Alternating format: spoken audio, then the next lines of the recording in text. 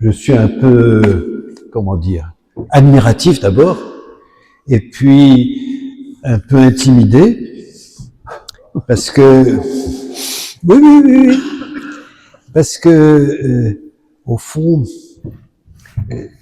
j'ai l'impression que votre évêque a été beaucoup plus spirituel que je ne vais l'être. Et que,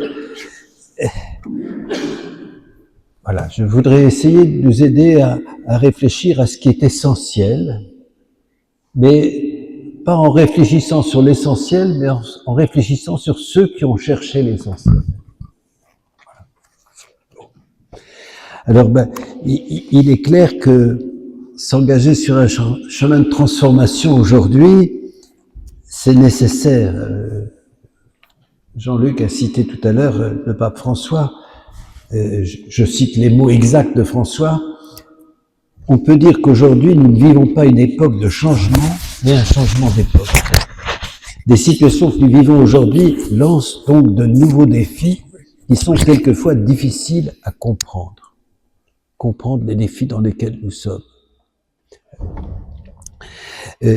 Dans Evangelii Gaudium, le pape François disait « J'espère que toutes les communautés feront en sorte de mettre en œuvre les moyens nécessaires pour avancer sur le chemin d'une conversion pastorale et missionnaire qui ne peut laisser les choses telles qu'elles sont. » Alors, ça, le pape François, à temps et à contre-temps, a essayé de dire il faut changer. Il faut sortir de nos habitudes. Il faut... le maître mot de François, c'est le discernement. Il a toujours dit, il faut essayer de demander à Dieu de nous éclairer pour savoir ce qu'il faut faire. Discerner, voilà. Et je remarque qu'une des choses très difficiles dont on parle peu, c'est que plus le monde avance, plus les gens sont formés. Hein. Quand j'étais, moi, je suis sorti pour être étudiant, il y avait 70 000 étudiants en France. Quand j'étais curé à Saint-Jacques-du-Haut-Pas, dans le 5e arrondissement, il y avait déjà 110 000 étudiants dans le seul arrondissement du 5e. Et aujourd'hui, il y a combien de personnes qui cherchent Parcoursup? On est dans un autre monde. Et j'allais dire que ce monde, avec des gens qui se spécialisent de plus en plus, eh bien, on a de moins en moins besoin de rencontrer les autres. Et je veux dire que même Amazon nous permet de ne plus aller voir les commerçants. Et donc, au lieu de la relation humaine, ce qui s'installe dans notre monde, c'est le droit et l'argent. L'argent, non pas en sens mal, parce que acheter chez Amazon, bon, après tout, pourquoi pas, mais simplement, on n'a plus de relation humaine. Et une des chances de l'Église, mais une des difficultés de l'Église, c'est parce que nous avons tous besoin de relations sociales, c'est de nous réunir et de proposer qu'on puisse se réunir. Dans ce monde où nous avons la liberté, c'est formidable d'être libre. Hein, nos ancêtres n'étaient pas très libres. Nous le sommes beaucoup plus. Mais n'empêche que aujourd'hui, nos ancêtres ne vivaient jamais seuls. Même quand ils étaient handicapés, le village les prenait en main. Même quand ils étaient vieux. Aujourd'hui, si nous ne faisons pas d'efforts, nous restons seuls. Et j'allais dire que le problème, s'engager sur le chemin de la transformation, c'est de tenir compte de ça, comme d'autres choses, mais j'ai donné ça comme exemple. Et vous avez choisi 7 chemins de transformation. Et vraiment, j'admire et j'ai aucune aptitude pour vous conseiller. Et la seule chose que je peux faire, et ce que je vais faire avec vous, c'est essayer de voir comment nos grands ancêtres ont essayé de tenir compte des changements culturels, des changements de civilisation. Et j'aimerais regarder avec vous, là, quelques instants, comment les Juifs ont vécu cette énorme transformation de passer du monde juif à un monde grec. Il y a 3 siècles, dans l'histoire des Grecs, des Juifs, qui a marqué un bouleversement culturel qui a été très, très difficile pour les Juifs. Et je vais essayer de regarder qu'est-ce que disent les différents livres de la Bible, parce qu'il y a plusieurs livres qui parlent de ça.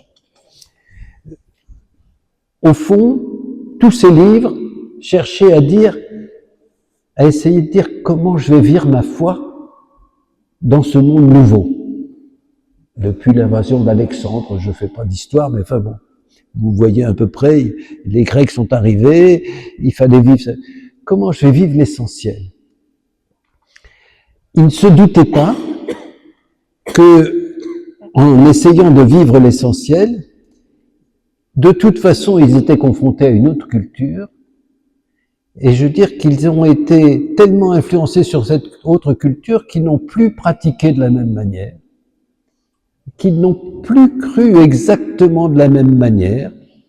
Par exemple, ils avaient un problème, pour eux, ils concevaient l'homme ou la femme, ils n'imaginaient pas le mot âme n'existait pas. Et donc, l'homme était, ou la femme, ben, c'était une entité, et quand il mourait, il mourait. Ils n'envisageaient pas la résurrection.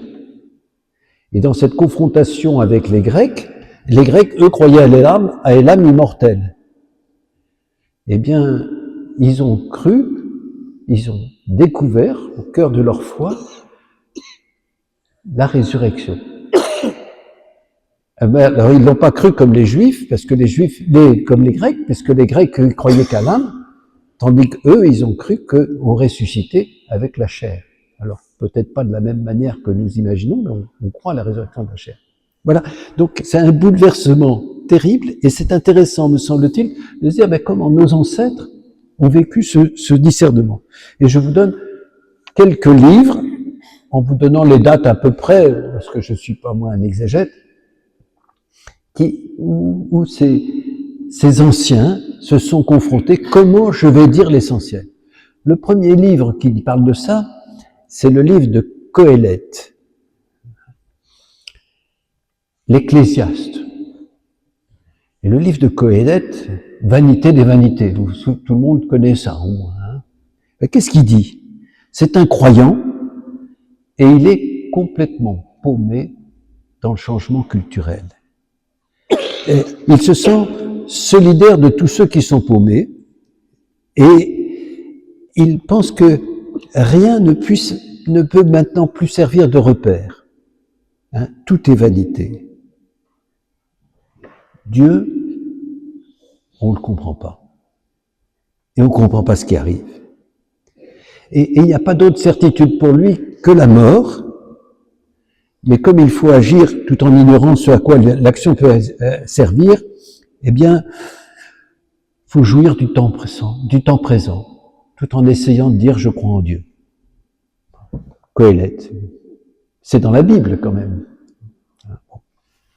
Le livre de Siracide, celui qu'on appelle l'Ecclésiastique aussi, c'est un peu plus tard, en 190.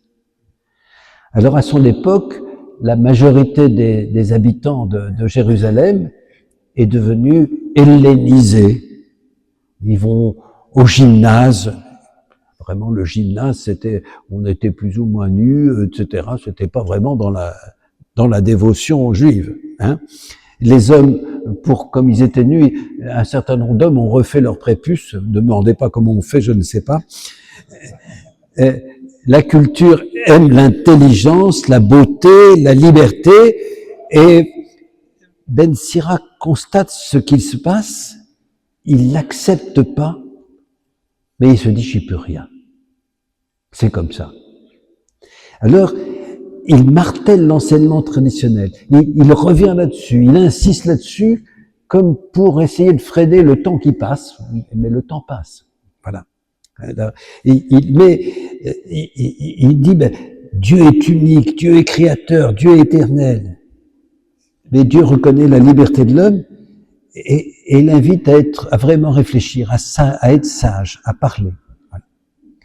donne beaucoup de place à la prière personnelle, puisqu'il est plus capable avoir une prière vraiment collective, au point qu'on peut se demander si, comme la majorité de ses concitoyens, il va au temple. C'est-à-dire qu'il se recroqueville un peu sur lui-même en affirmant les vérités. Le livre de Daniel, on est en 164. Il y a une persécution d'Antiochus Épiphane, contre les Juifs. Alors, le livre il est composite, donc c'est pas si facile de dire ce que je vais dire, mais il est principalement écrit et pensé en langue araméenne et hébraïque. Il est peut-être écrit par un sage de la dispersion babylonienne, voilà. Et il décrit une situation à laquelle on ne peut rien, sauf en rêve. Alors il rêve. Il cherche à se consoler. Il voit l'histoire comme une succession de décadences. C'est pas le dernier, en tout cas. Mais voit au-delà de l'actualité la victoire du judaïsme. Il en rêve. En attendant, il demande aux Juifs de ne pas frayer avec le pouvoir, de ne pas se mêler à ça. C'est assez intéressant parce qu'il y a encore des gens qui sont comme Daniel. Voilà. Les livres des martyrs d'Israël, ceux qu'on appelait quand j'étais plus jeune les Maccabées, écrits vers l'an 100. Les deux livres, même s'ils racontent la même histoire, celle de la dynastie des Maccabées, sont d'origine et assez différents l'un de l'autre. Le premier est écrit par un juif de Palestine, de culture hébraïque, tandis que le second est écrit par un juif de la diaspora libyenne, d'Afrique, de langue grecque. L'un et l'autre sont des livres à la gloire des Maccabées et donc de la dynastie des Asmonéens et de la résistance à la culture grecque. Les Asmonéens ont résisté à la culture grecque. Le premier livre insiste sur la loi. Il y a toujours des gens qui insistent sur la loi. Voilà. Et fondant l'alliance, et on ne peut être fidèle à l'alliance que si on respecte la loi, fût-ce au prix de sa vie. Le deuxième livre insiste sur l'importance du temple pour tous les Juifs de la diaspora, comme pour ceux de Jérusalem, importance du temple et des fêtes juives. Si on insiste tant, c'est que justement, c'était en train de s'oublier. Voilà. Et il est clair que pour eux, dans ce monde créé par Dieu, les bons seront récompensés, les méchants punis. Et le deuxième livre des Maccabées est un des premiers livres qui annonce la résurrection. Donc il est contre la culture dans laquelle il est, mais il est imprégné par cette culture pour dire quelque chose de formidable, la résurrection. Le livre de Judith. Le livre de Judith, c'est les Grecs sont nos agresseurs, ils ne nous permettent pas de pratiquer comme on veut, comme on doit. Eh bien, Judith appelle au combat comme Judas Maccabée le faisait, et on peut voir en Judith la personnalisation du peuple juif. Un personnage, Achior, le chef des Ammonites, est un étranger qui défend les Juifs, est converti, se fait circoncire. Les non-Juifs ne peuvent être sauvés que s'ils défendent les Juifs dans la persécution. Voilà une autre chose. Livre d'Esther. Le livre d'Esther, il invite les Juifs à la résistance contre la culture grecque par tous les moyens possibles. Mais il va plus loin parce qu'à la fin du livre, quand Esther gagne, eh bien, elle fait imposer, ou elle veut faire imposer par son oncle là, la circoncision à tous ceux qui vivent avec les Juifs. Il faut que les autres deviennent comme moi. Et on peut parler de judaïsation forcée. Le livre de la sagesse. Le livre de la sagesse, c'est dans les années 60 ou 30 avant Jésus-Christ. Le livre est écrit par la communauté juive d'Alexandrie, communauté vivante, riche de nombreux intellectuels. C'est là qu'on a traduit largement avant la Bible en grec. Et évidemment, les gens sont pétris de langue grecque. Ce livre est grec dans sa forme. Il est la forme d'un éloge, qui est un genre littéraire grec. Et c'est un livre extrêmement orthodoxe sur la foi. Il s'appuie sur les Écritures, il appelle à la fidélité de la loi, il magnifie l'histoire du peuple juif. Au fond, d'une certaine manière, l'auteur se sert de toutes les richesses de la culture grecque pour exprimer sa foi de manière à être reçu par les Grecs. Il est devenu grec, mais il est resté juif, et il arrive à tout dire dans le terme de la culture grecque. Et quelquefois, il affine l'expression de sa foi en prêtant des réflexions à la culture grecque, et c'est là que lui, il intègre l'existence de l'âme, auquel nous croyons maintenant. Donc, c'est pas rien. Soyons clairs. Si je vous dis ça, le judaïsme et le christianisme ont emprunté des chemins différents pour être dans une culture qui n'est pas la leur. Les Juifs ont privilégié la préservation de l'identité d'un peuple. Et nous avons privilégié la mission. Les Juifs ont continué à être un peuple parce qu'ils ont pratiqué la circoncision et ce qu'on appelle la cacheroute, c'est-à-dire les interdits alimentaires, etc. Nous n'avons pas de signe extérieur. Notre circoncision, c'est l'huile de la confirmation qui est transparente, qui ne se voit pas. Voilà. Mais n'empêche que tous les livres de la Bible que je viens de citer sont dans la Bible. Et c'est la Bible des Juifs, mais aussi des chrétiens. Voilà. Il est évident que ces livres ont été écrits à des moments différents de l'histoire, et ces moments, les choses n'étaient pas les mêmes dans un endroit et dans un autre, et dans des communautés qui n'étaient pas toutes à Jérusalem, qui étaient un peu partout dans le Moyen-Orient. Et ce qui est certain, c'est que toutes ces communautés ont cherché à être fidèles à Dieu face au changement culturel. Et se sont situées pour ou contre ces cultures de leur temps. De toute façon, elles ont été marquées par ces cultures. On n'échappe pas à la culture de ce temps. Et d'une certaine manière, Dieu nous parle par les cultures dans lesquelles nous sommes, même si nous ne les approuvons pas complètement. L'époque, la culture, fait qu'on pose les problèmes différemment. Alors, je vous ai longuement dit le problème de ce qui se passe après la mort, qui est quand même quelque chose d'essentiel, et si je le redis maintenant, c'est parce que je pense que c'est en train de redevenir d'actualité.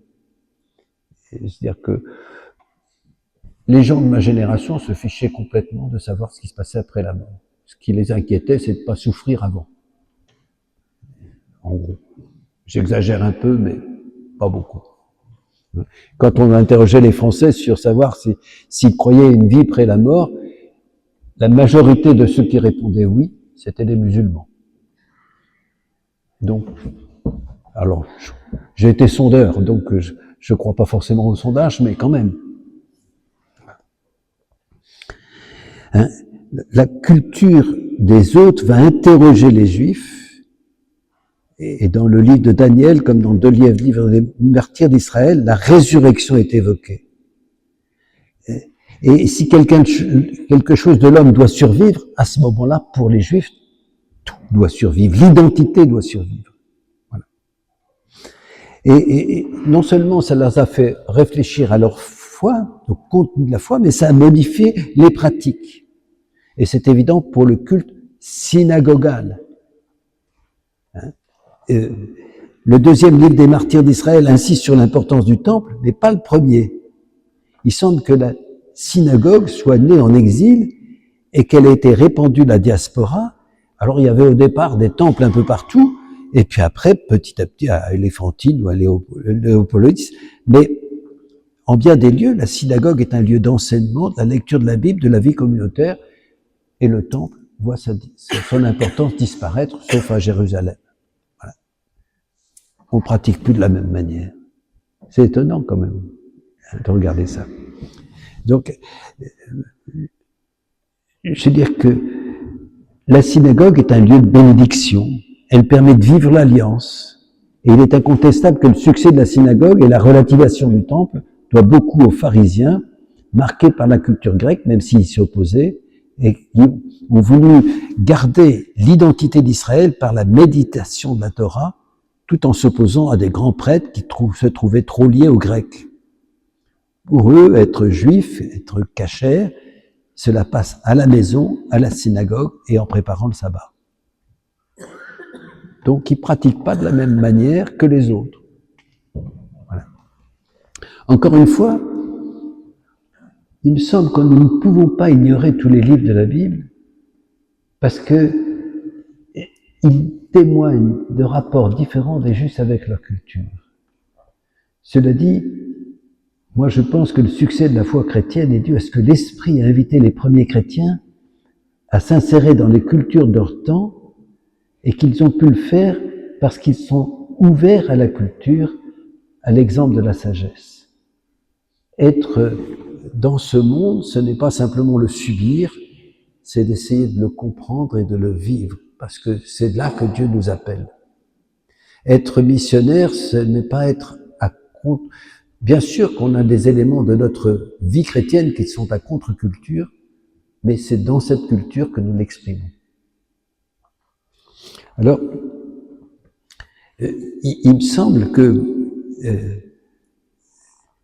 il nous faut inventer une manière de vivre notre unité dans le Christ.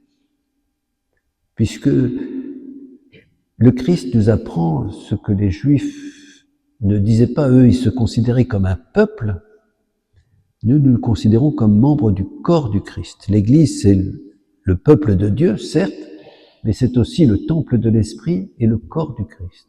Nous sommes un. Nous venons de vivre une période où il nous a semblé que la société se sécularisait, qu'elle ne portait plus le souci de Dieu. Il semble à certains que cette période s'achève et il en donne comme signe l'augmentation du nombre de catéchumènes, qui est vrai ici comme ailleurs. Il est évident que pour construire les structures de l'avenir, il est important, si nous allons vers une période de plus grande sécheresse ou au contraire vers un printemps aux 1000 floraisons. Est-ce que quand on a une abbaye en ruine ou qui est sans communauté, qu'est-ce qu'on fait? Est-ce qu'on la garde parce que ça va refleurir ou est-ce que c'est... etc. Enfin, je veux dire qu'il y a des tas de questions qui se posent comme ça. Moi, je ne suis pas forcément sûr que du retour du religieux, et je pense qu'avec le socialisme et le libéralisme qui ont montré leurs limites, le système chrétien, le système musulman pour d'autres propose une vision du monde et des actions possibles. S'attacher à l'Église peut donner une identité dans un monde qui change et une attente valorisante face aux excès du néolibéralisme. Dans le monde contemporain, de plus en plus de pays essaient de se servir du religieux pour forger une identité nationale, mais pour autant, partout l'enseignement de la foi diminue. Je reviens d'Israël, j'étais en Israël la semaine dernière, et on me disait que plus des 60% des Israélites sont athées. Voilà. Je n'ai pas vérifié le chiffre, mais enfin, c'était les sociologues qui disaient ça. Donc, comment vivre notre foi, c'est ça qui est important. Comment vivre notre foi dans ce monde sécularisé et qui peut utiliser la religion pour des choses qui ne sont pas religieuses.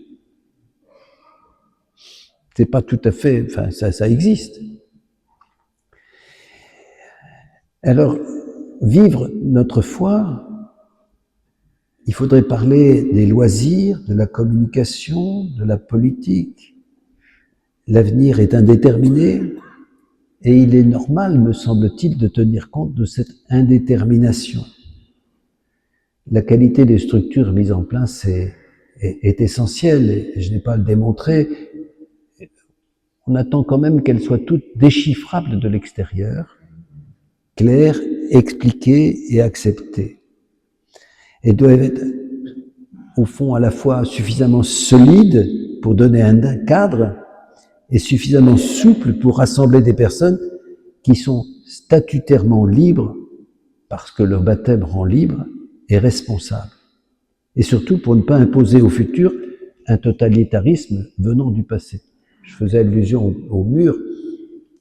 Les murs, c'est toujours une responsabilité. Je ne sais pas comment est votre évêque, mais les murs, ça peut être très embêtant. Des murs, ça peut être très embêtant. Parce que, est-ce qu'on les prépare? Est-ce qu'on les garde? Il faut beaucoup d'argent. Voilà. Je lis Lumen Gentium de Vatican II. Voulant poursuivre également par le moyen des laïcs son témoignage et son service, le Christ Jésus, prêtre suprême et éternel, leur apporte la vie par son esprit et les pousse inlassablement à réaliser tout bien et toute perfection.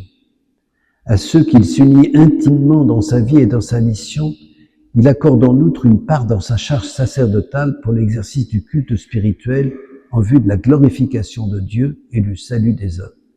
C'est pourquoi les laïcs, en vertu de leur consécration au Christ et de l'onction de l'Esprit Saint, reçoivent la vocation admirable et les moyens qui permettent à l'Esprit de produire en eux les fruits toujours plus abondants. Lumen Gentium, je veux dire que donner la place à chacun, et en particulier permettre à tous de participer au discernement de l'avenir. Alors c'est ce que vous faites, si vous êtes là, c'est pour ça, mais je voulais insister là-dessus. Dans les changements culturels, il est important que chacun puisse parler, et on a vu par la Bible, nous n'avons pas forcément tous le même avis. Nous avons le même évêque pour essayer de coordonner cela, mais nous n'avons pas forcément tous le même avis. Suivre le Christ ne donne pas forcément la même vision de la vie, de l'avenir de l'Église. Heureusement, on a le pape et les évêques pour essayer de discerner un chemin commun. Le problème, c'est que pour discerner ce chemin commun dans une culture nouvelle, il y a ce que nous voulons et puis ce qui existe. Je prends un exemple, moi, je ne sais pas du tout, j'en ai pas parlé avec Jean-Luc, donc je ne sais pas, mais qui est le droit canon donne une grande responsabilité aux paroisses. Mais le fisc ne reconnaît pas cette responsabilité.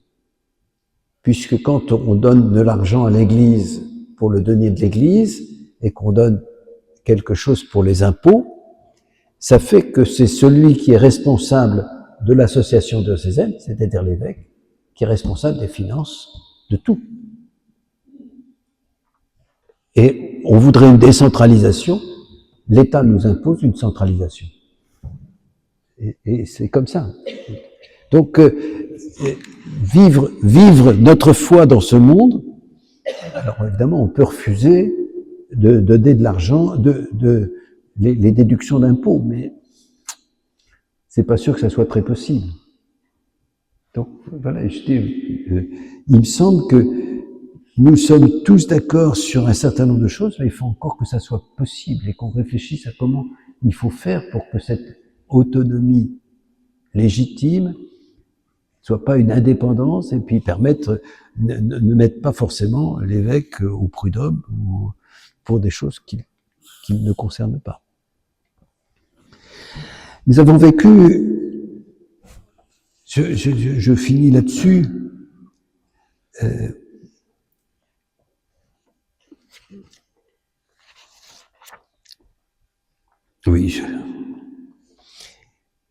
Enfin, la vie d'une communauté tient au charisme des personnes.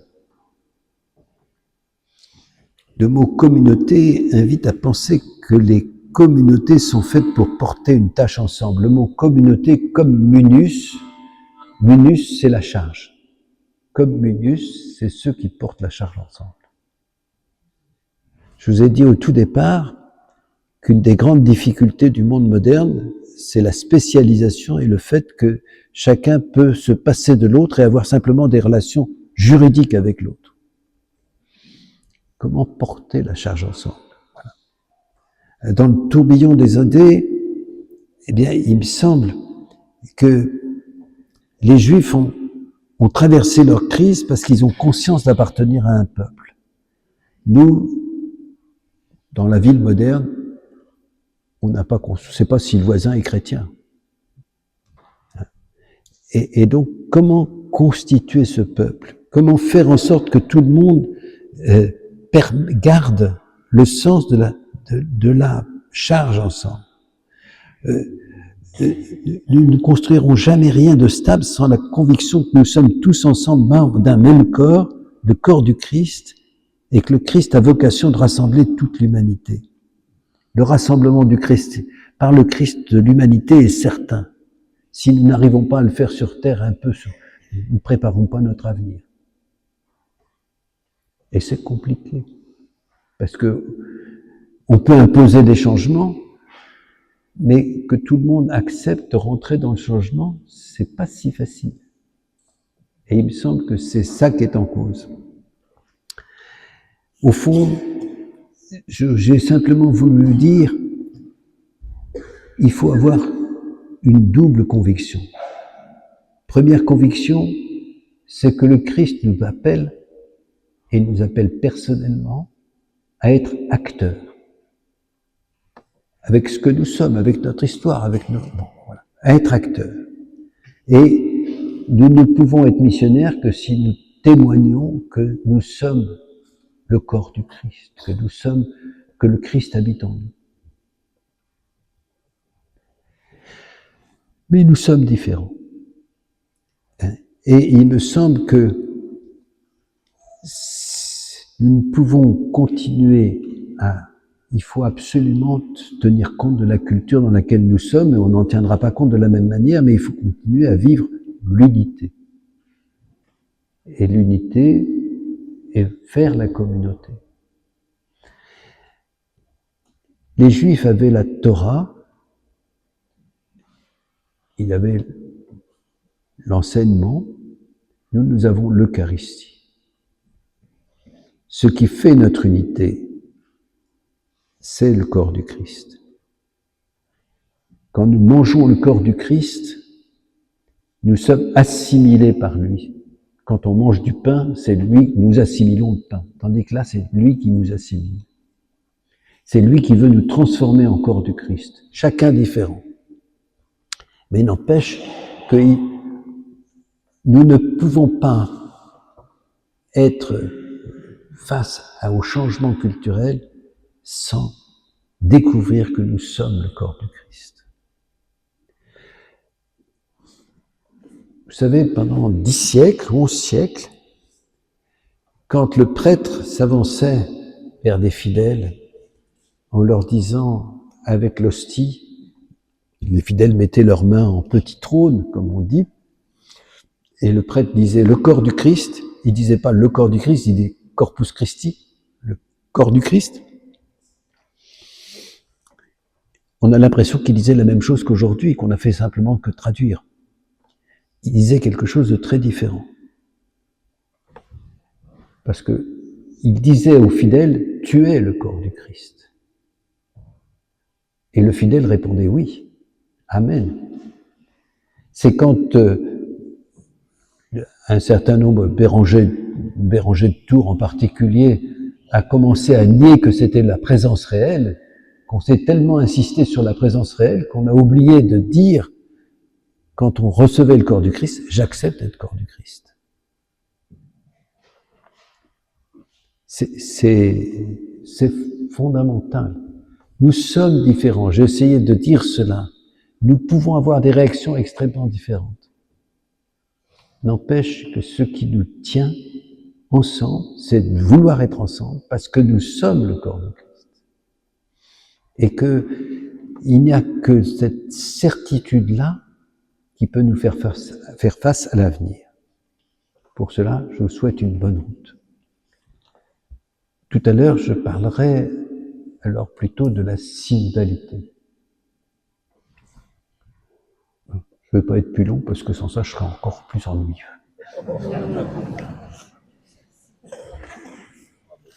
Mais quand même, j'ai quelques... Attendez. Vous avez tout à fait raison d'applaudir, mais j'ai quelques questions.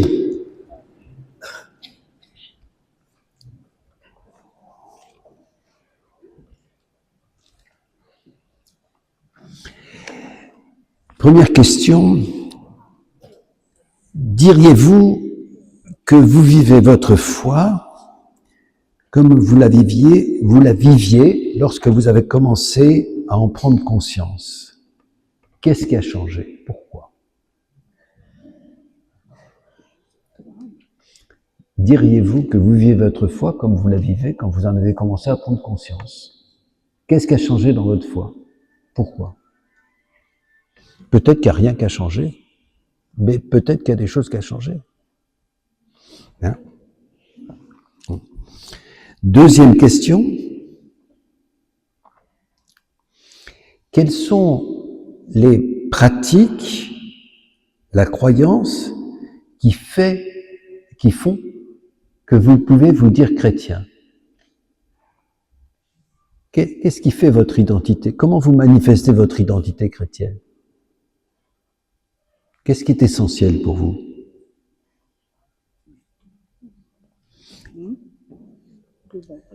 Ah ben, le baptême, on peut avoir d'autres réponses, mais j'ai dit la croyance et les pratiques. Alors, comment vous pratiquez votre baptême? Voilà. La messe, il y en a qui vont vous dire l'accueil des pauvres. Donc, mais c'est intéressant de réfléchir. Qu'est-ce qui est essentiel pour moi? Qu'est-ce qui est vraiment essentiel? 3. Vous arrive-t-il d'être perplexe, d'hésiter à savoir ce qui est vraiment chrétien? Est-ce qu'il faut se battre pour ceci ou pas se battre? Est-ce que vous avez de temps en temps ces problèmes, des dilemmes sur ce qu'il convient de faire? Ah, il y a des gens qui n'ont jamais de dilemme, mais il y en a qui en ont. Et c'est intéressant de dire, qu'est-ce qui me fait hésiter? Qu'est-ce qui me fait réfléchir?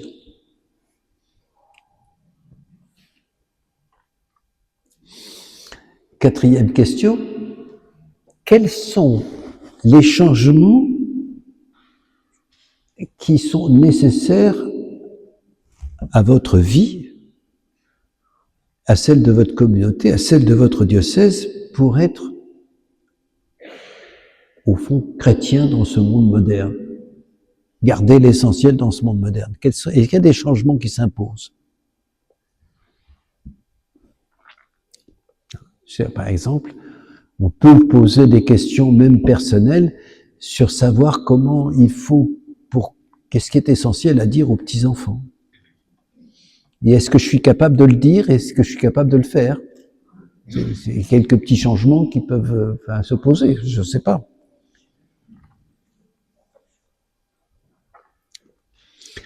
Cinquième question, est-ce que vous avez vraiment envie de faire communauté avec les gens avec qui vous célébrez la messe?